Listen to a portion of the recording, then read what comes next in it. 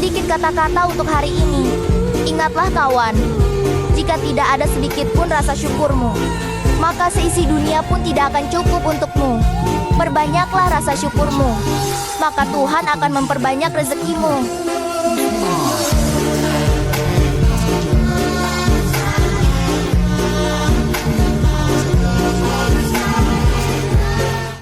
Sebagai langkah berkelanjutan dalam menciptakan lapas yang lebih bersih dan aman, kasus penipuan atau scamming dengan berbagai modus dan kasus peredaran narkoba di dalam lapas menjadi atensi untuk segera dituntaskan.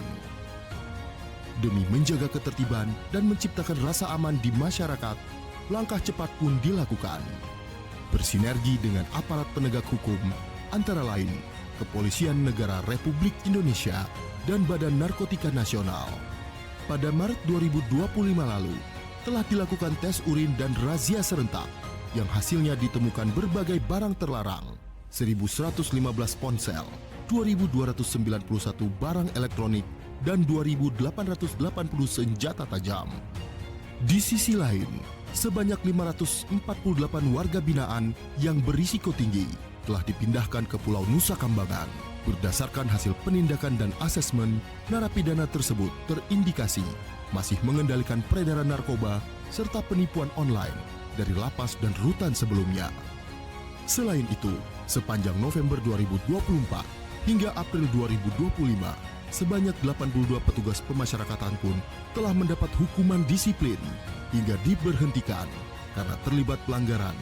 Dengan detail, 4 orang kepala UPT dinonaktifkan, 14 orang pejabat struktural dinonaktifkan, 57 orang dilakukan pembinaan dan pengawasan, 2 orang petugas ditahan oleh BNNP, 2 orang kepala UPT dalam pemeriksaan, 2 orang pejabat struktural dalam pemeriksaan, dan 1 orang petugas dalam pemeriksaan.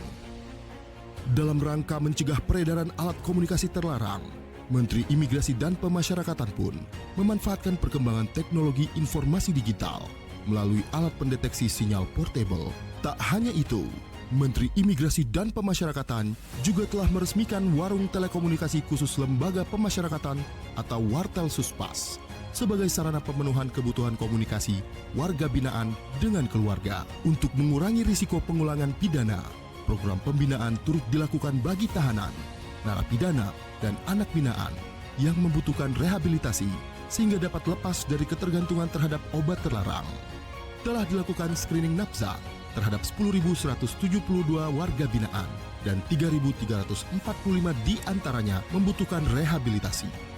Kementerian Imigrasi dan Pemasyarakatan berkomitmen untuk menciptakan lapas yang bersih, aman, dan terbebas dari kejahatan melalui penegakan hukum yang beriringan dengan pembinaan demi terwujudnya pemasyarakatan yang modern, transparan, dan humanis dalam menciptakan stabilitas keamanan menuju Indonesia Emas 2045.